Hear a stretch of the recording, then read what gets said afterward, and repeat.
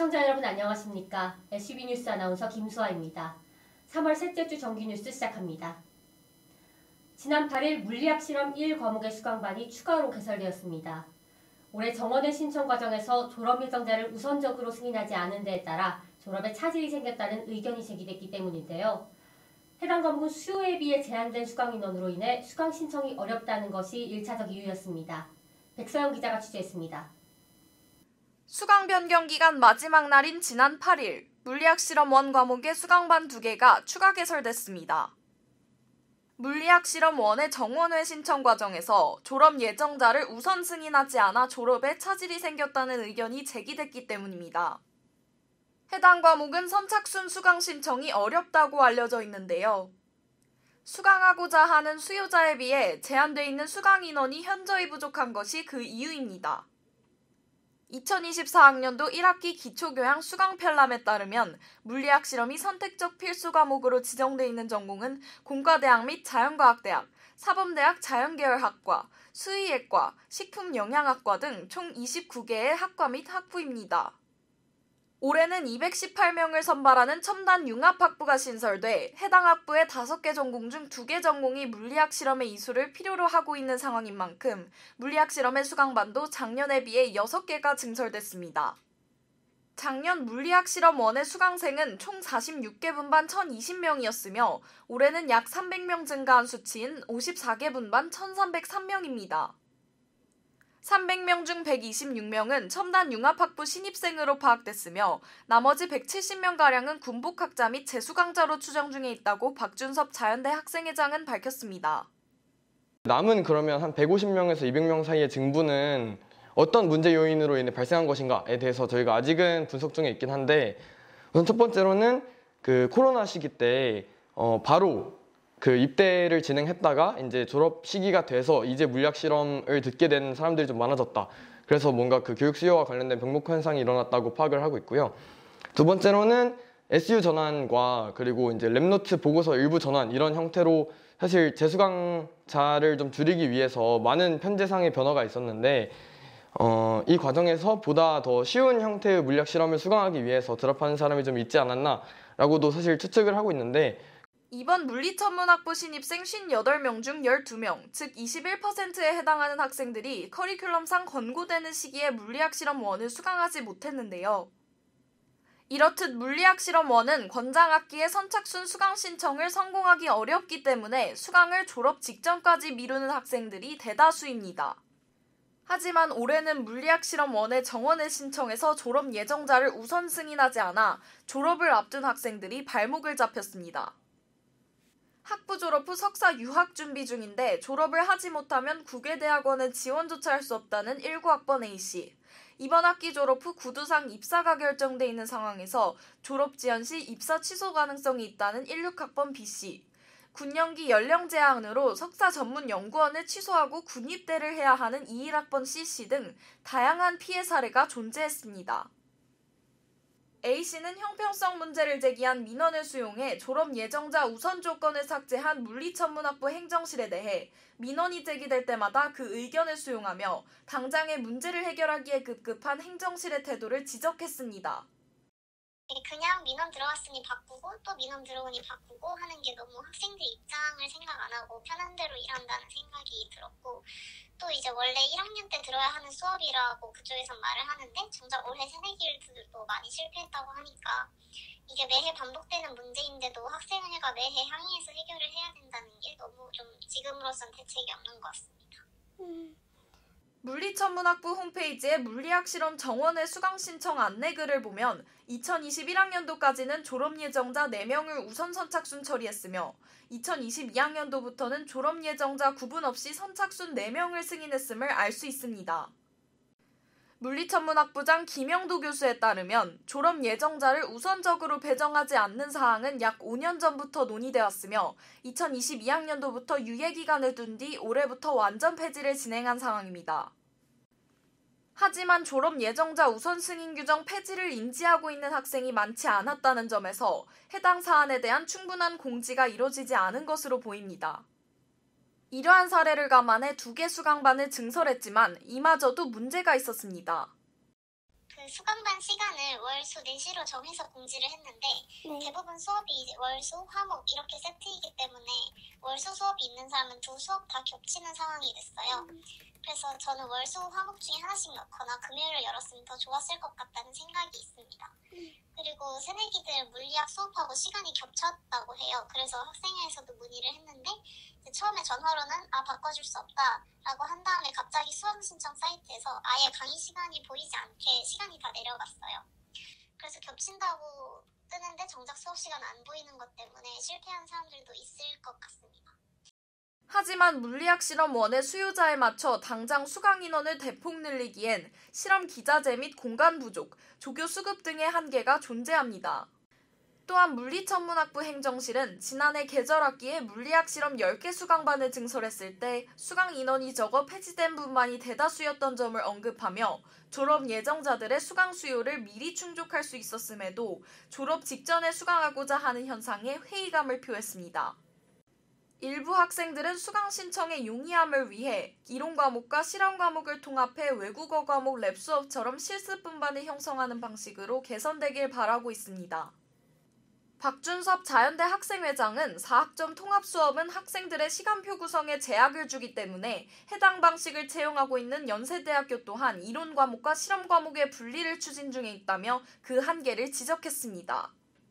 교육 의제로서의 변화 방향성도 몇 가지가 좀 제시가 되고 있는데 우선 첫 번째로는 물리학 실험 과목을 2학점으로 상향을 해서 학생들에게 좀 더 메리트를 주면은 그 로드를 좀 더 학생들이 흡수할 수 있는 어드밴티지가 주어지지 않을까 하고 좀 예측을 하고 있고요. 그다음에 두 번째로는 물리학 실험을 드롭할 때 이론 물리학 강좌를 동시 수강 취소하게끔 하거나 아니면 신입생 분반, 물리학 실험의 신입생 분반을 많이 만들어서 보다 적재적시에 학생들이 이제 물리학 실험 강좌를 수강할 수 있게끔 좀 유도하려는 교육 정책을 좀 여러 방면에서 연구를 하고 있는데 아무래도 화학 실험이나 생물학 실험 같은 경우는 물론 인프라에서의 차원도 있겠지만 그 신입생 수강반 제한 때문에 그런 재수강자 적체라든지 혹은 졸업 예정자 문제가 좀 덜한 것으로 추정이 되고 있거든요. 그래서 이런 분반 제도 형태 개선책도 지금 현재 논의를 진행하고 있고요. 현재 논의 중인 물리학 실험의 수업 방식 및 수강 제도 개편은 자연과학대학의 자체적인 해결을 넘어 본부 차원의 적극적인 조치가 필요한 상황입니다. 앞으로 공과대학 및 농업생명과학대학의 첨단산업 관련 학부에 추가적인 증원이 예상되는 가운데 과학교양 과목의 수요 변동을 예측하긴 한층 더 어려워졌습니다. 물리학 실험에 대한 수강 신청 문제는 매년 대두되는 고질적인 사안인 만큼 물리학 수강 학생들은 많은 관심과 의견 제시를 통해 기초교양 과목 수강에 차질이 없게끔 본부의 발빠른 행동 변화를 요구해야 할 것으로 보입니다. SUB 뉴스 백서연입니다.